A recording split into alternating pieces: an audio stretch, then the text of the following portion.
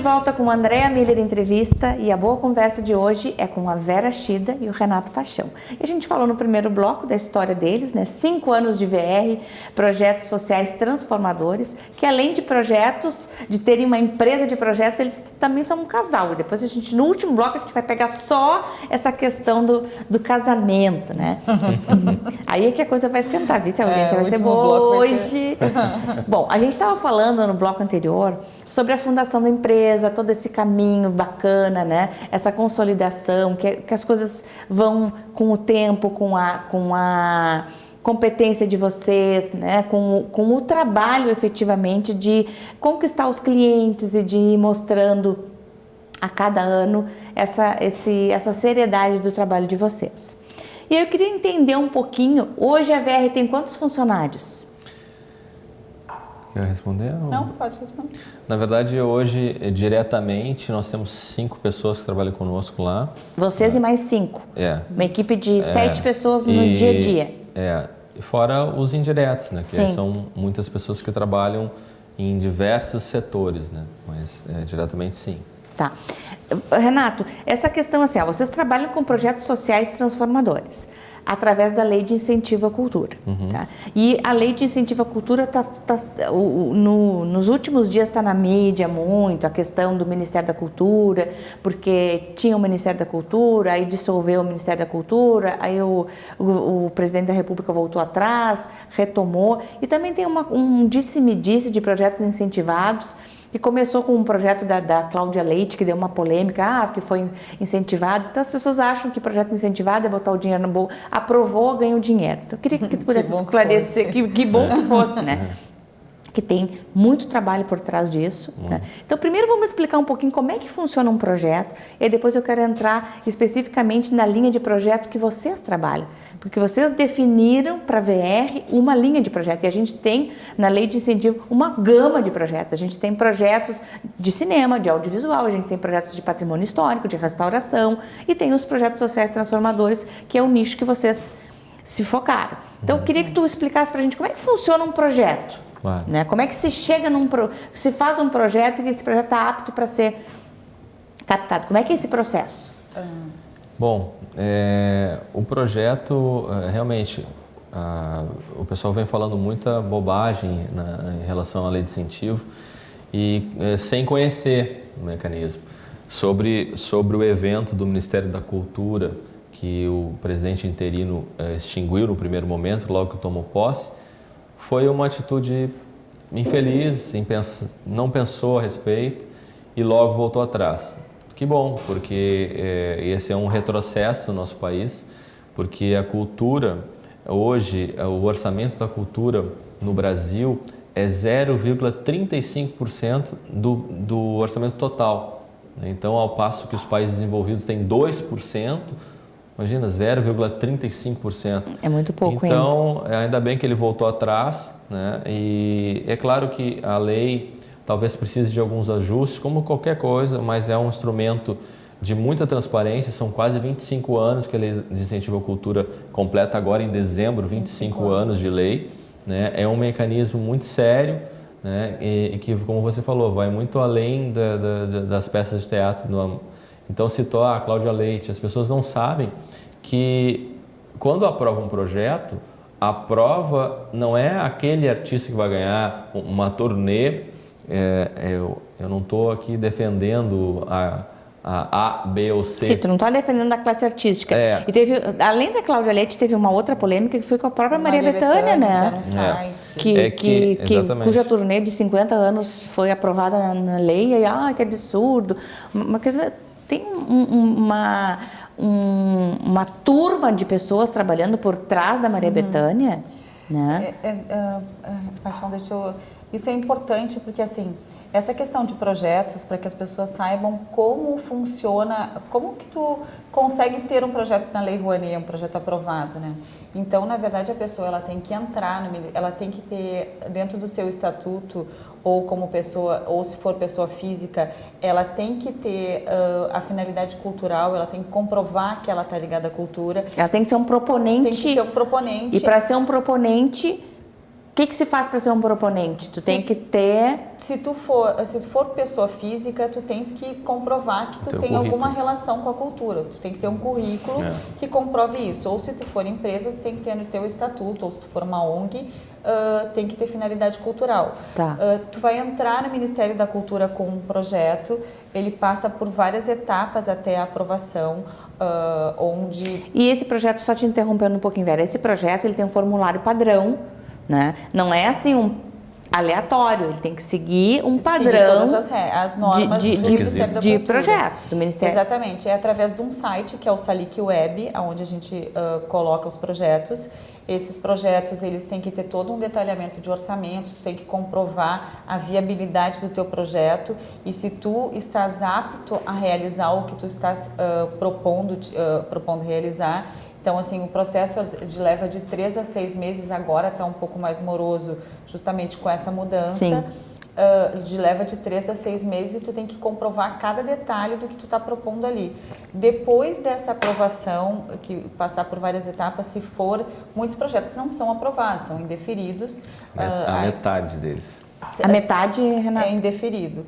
Porque às vezes é justamente isso, talvez as pessoas, até por falta de conhecimento, não escrevam corretamente o projeto e quem faz a análise julga que aquilo não tem como acontecer.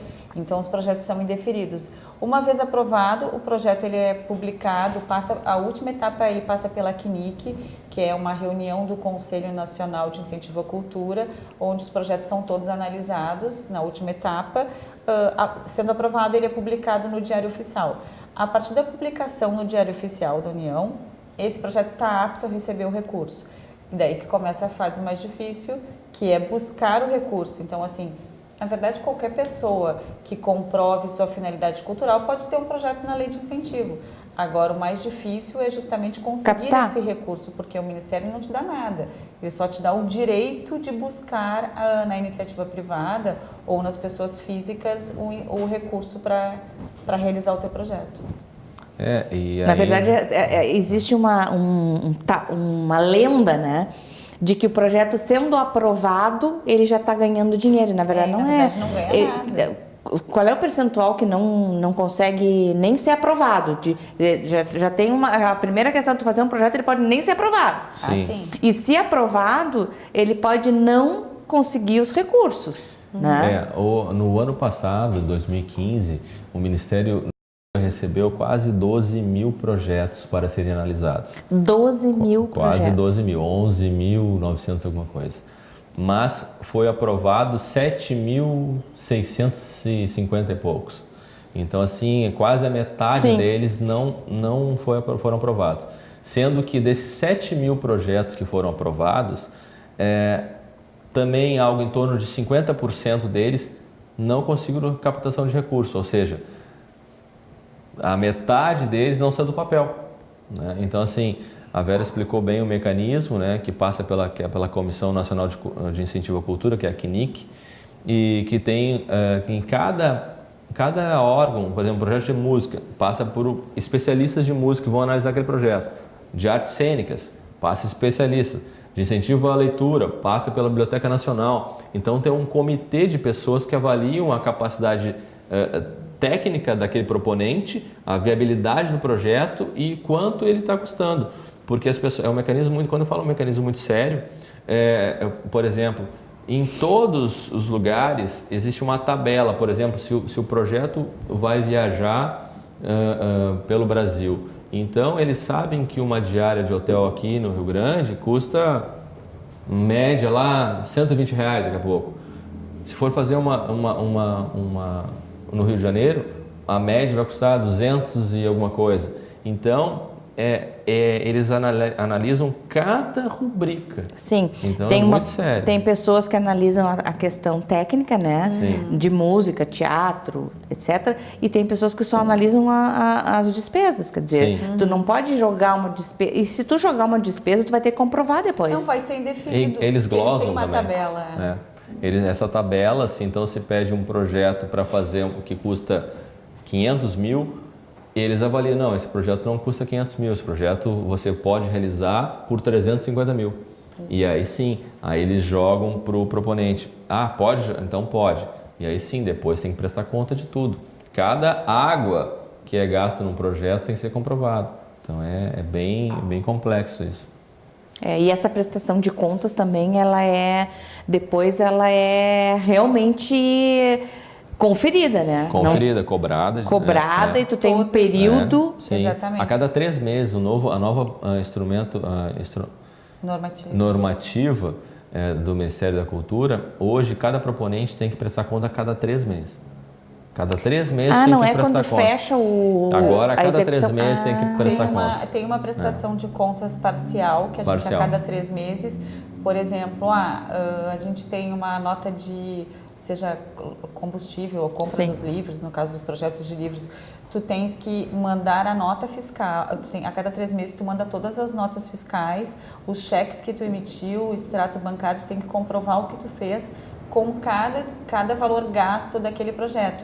E esse dinheiro, ele está numa conta do Ministério da Cultura, que tu só administra, mas tu tem que prestar contas ao Ministério da Cultura. Ainda complementando em relação ao que eu disse hoje pela palestra de manhã, que a Lei de Incentivo à Cultura, ela é tão séria que nós hoje no Brasil temos em torno de 300 bilhões de incentivos federais. O incentivo da Lei de Incentivo à Cultura é 0,30, é muito pouco, mas nenhum, eu pergunto para a população, vocês conhecem como funciona o mecanismo de incentivo das outras leis? Não tem. Hoje, se você acessar o site do Ministério da Cultura, tem tudo lá. Quem é o proponente, quantos projetos, quem captou, quanto captou, a prestação de contas, tem tudo lá. Sim, é um site transparente. As pessoas que elas não desconhecem e aí sim, e ficam falando bobagens, né? E quando na verdade, e ainda se tu for voltar a falar de um show, de uma mega produção, só que uma produção, seja um estúdio como esse, existe a câmera, existe todas as despesas de iluminação, tem figurino, custa caro um espetáculo. Então as pessoas acham que o dinheiro foi para aquele artista. Não. E, na verdade... e ainda um projeto, por exemplo, é difícil um projeto vir, por exemplo, para Porto Alegre. Ainda para Rio Grande, mais difícil ainda. As empresas entendem. Então é importante, um projeto custa caro. Então as pessoas têm que entender isso. Às vezes, por exemplo, os musicais. Um musical, no palco tem mais de 20 pessoas. Mas aquele musical, para ele acontecer, tipo, a gente recentemente viu o Elis musical, para aquele musical acontecer, ele teve que, pelo menos 6, 8 meses, aquelas pessoas ficaram ensaiando para se capacitar. Exatamente. E tem que existir um recurso para como é que tu remunera essas pessoas?